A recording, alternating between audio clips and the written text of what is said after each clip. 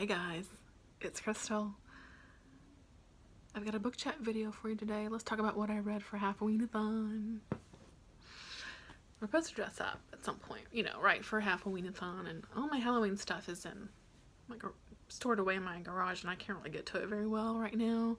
But I happen to have this little thing, just this little thing sitting around, so I thought I could put it on for the video. And I brought out my Jack and Sally shirt, so I mean, you know, I got a little spookiness going on for my wrap up today. But let's talk about the 3 books that I finished for Halfoween-A-Thon, which was the last week of April, celebrating that halfway point to Halloween.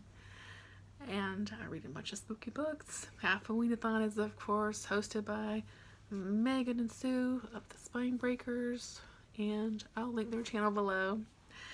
And so let's just get going. Talk about the books I read. The first one that I read was The Hellbound Heart by Clive Barker. Now this was for the prompt to read the group book and then watch the movie adaptation. Now Hellraiser is, of course, one of my favorite horror movies. It's definitely top 5 probably for me. So I've seen the movie 1,000 times. I didn't ever get around to watching it this week, or that week rather, but I was definitely glad I finally read this book. I had never read it before, and now I'm just like, why did I wait so long? This was so good. Now it's really just like a novella. It's pretty short, but I mean, really, if you've seen Hellraiser, it pretty much follows the, you know, the story. There were a few changes made for the movie, but overall, you know, it was pretty good. And you know, we have Frank, who is just, you know, looking for the next, you know, best thing, trying to just, you know, in sort of hedonistic way, you know. And there's this sort of myth of this puzzle box, and he of course finds the box and opens the box, and he's thinking, I think he's gonna get like lots and lots of sex from like gorgeous women, and of course he does not. He receives lots and lots of torturous pain, and then of course our story goes from there. If you've not seen it, I don't want to say much more. It's gory, it's gross, it's so good. So I gave it 4 stars. I'm just really glad that I finally read that one. I didn't kick myself for waiting so long, but hey, I guess that's, you know, sort of the fun of readathons, is it, you know, makes you read things that, you know, you keep putting off sometimes. So that was definitely fun. Then I read Not All Monsters.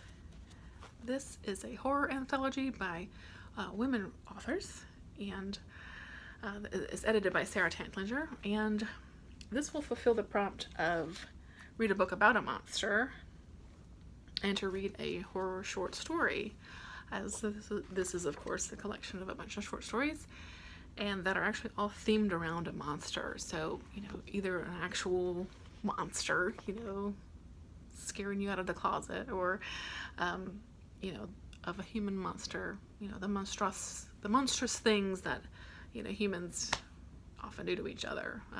There's a great variety of stories in here. A lot of authors I had never heard of, much less read from. So it was very, very good, and I really enjoyed the bulk of these. You know, collections can be a little hit or miss, but there were just a couple where I was just, meh, you know, it's fine. But you know, like I said, the bulk of these I really, really liked, and so yeah, very, very pleased with this one. Some top faves of mine, and I can't read it with this mask on.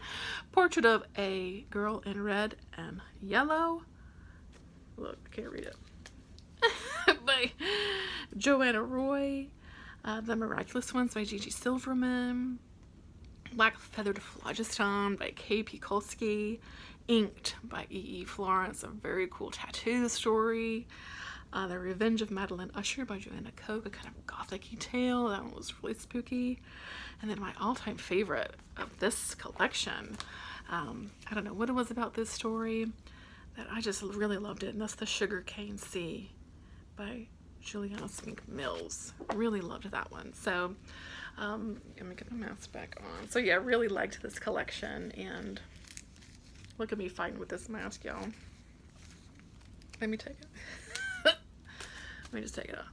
Really liked this one. Lots of fun. So recommended it if you're looking for a nice anthology to make your way through. I liked it a lot.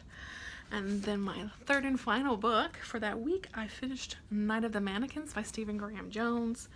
This, of course, was to fulfill the prompt to read a horror book by a BIPOC author. Stephen Graham Jones is an indigenous author of the Blackfeet Nation. And then also a book that has blood on the cover, because to me those words look like they're pretty much written in blood. I loved this one too. This is only my second Stephen Graham Jones. I know he's got like a million books, and I'll get to them at some point. I'd only read Mapping the Interior previously, so I was excited to definitely read more by him. And I thought this was just kind of like a slasher book, maybe straight up kind of slasher book, and which it was a slasher. There's, you know, people getting murdered and killed and things and slashed, but not in the way that you really think.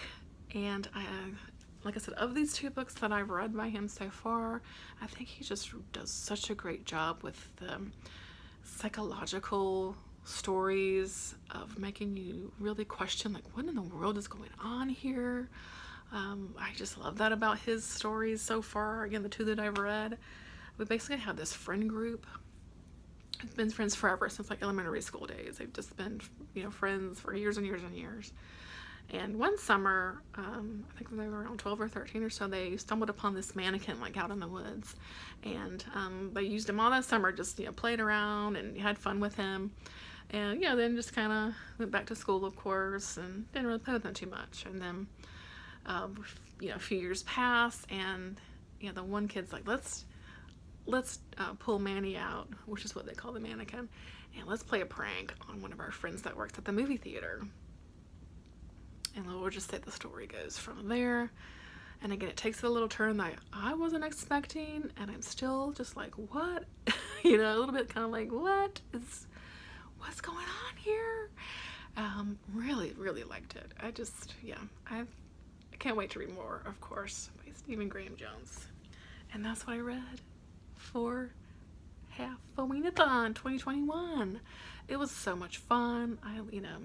I of course love reading horror, so any excuse to read horror for me is, you know, it's easy, right? So, did you participate? Did you read anything fun for Halfoween-A-Thon? Let me know. Thanks as always so much for watching. I can't really appreciate the support that I've gotten so far in the few weeks that I've been making videos. And I'll catch you in my next book chat.